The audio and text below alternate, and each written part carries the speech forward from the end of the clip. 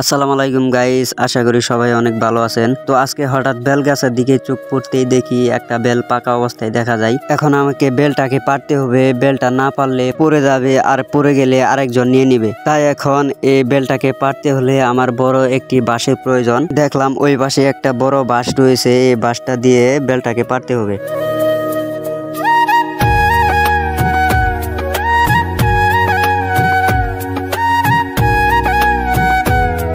বাঁশটা নিয়ে আসলাম, আর এখন আমাকে বেল পাড়ার জন্য বাঁশটাকে সোজা করতে হবে। বাঁশটা অনেক বড়, তাই সোজা করতে আমার অনেক কষ্ট হয়ে গেছিল। এত ওজন যে ভাবছিলাম আমি বেলটাকে পারতে পারবো না। তারপর আস্তে আস্তে আমি বাঁশটাকে খাড়া করিয়ে নিলাম। খাড়া করিয়ে নিয়ে বেল গাছের দিকে এগিয়ে গেলাম, আর নিয়ত ছিল বেলটাকে একটা বাড়ি দিয়ে মাটিতে ফেলে দেব। তাই আগে পজিশন করলাম কিভাবে বেলটাকে একটা বাড়ি দিয়ে মাটিতে ফেলা যাবে। তো একটা বাড়ি দিলাম, আগে বাড়ি দিয়ে দেখলাম যে বেলটা পুকুরে পড়ে গেছে, আর আমাদের পুকুরে পানি কম ছিল, তাই বেলটা ডুবে নাই। তাই আমি বেলটাকে আনার জন্য পুকুরে নেমে গেলাম। আর আমাদের এই পুকুর পাড়ে দুইটা বেল গাছ রয়েছে। আমাদের এই বেল গাছে প্রচুর পরিমাণে বেল আসে। বেলটাকে আনার পরে দেখি যে কাদা লেগে আছে, তাই আগে বেলটা ভালোভাবে ধুয়ে তারপর খেতে হবে। বেলটা আগে উপরে নিয়ে আসলাম। উপরে নিয়ে আসার পর ভাবলাম বেলটাকে আমার লুকিয়ে রাখতে হবে, কারণ কেউ দেখলে কিনে নিতে চাইবে। আর আমি বেলটাকে পেরেছি বিক্রির জন্য না, খাওয়ার জন্য। তাই আমি বেলটাকে আগে লুকাবো। লুকানোর জন্য একটি জায়গায় খুঁজলাম। তো দেখি যে এখানে খড়ের পাল্লা রয়েছে। খড়ের পাল্লায় এক চিপাই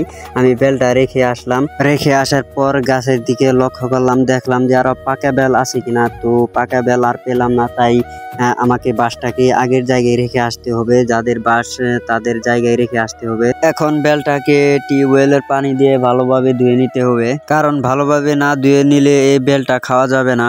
আমার বেল খেতে খুব ভালো লাগে, তাই আমি প্রতিদিন বেল গাছের দিকে লক্ষ্য করি যে কখন বেল পাকবে, কখন খাবো। দেখতে দেখতে হঠাৎ করে এই গাছের দিকে লক্ষ্য করে দেখি একটা পাকা বেল দেখা যায়। গাছ পাকা বেল খুব টেস্ট হয়, আর পুরা বেলও আমার কাছে খেতে অনেক মজা লাগে। বেলটাতে কাদা লেগেছিল বলে আমি ভালোভাবে দেখতে পারি নাই। তো এখন ধোয়ার পরে ভালোভাবে দেখতে হবে আসলে পাকা কিনা। তো পাকা যদি না হয় তাহলে বেলটা 1-2 দিন রেখে তারপর খেতে হবে। যাই হোক, এখন আমাকে দেখতে হবে আসলে বেলটা পাকা কিনা, কারণ যখন আমি বেলটা পেরেছিলাম তখন একটু লাল ছিল, তাই বেলটা পেরেছি। আর এখন যদি পাকা না থাকে তাহলে মনটা ভীষণ খারাপ হয়ে যাবে। বেলটা ভালো করে ধোয়ার পর রুমে নিয়ে আসলাম, কারণ বেলটা এখানেই ভাঙবো। অনেক আশা নিয়ে বেলটাকে ভাঙার জন্য যখন রুমে নিয়ে আসলাম, তখন বেলটার দিকে তাকিয়ে মনটা ভীষণ খারাপ হয়ে গেল, কারণ বেলটা ভালোভাবে পাকে নাই। কিছুটা পাকা আর কিছুটা কাঁচা ছিল, আর বেলটা এখন আর খাওয়া হলো না।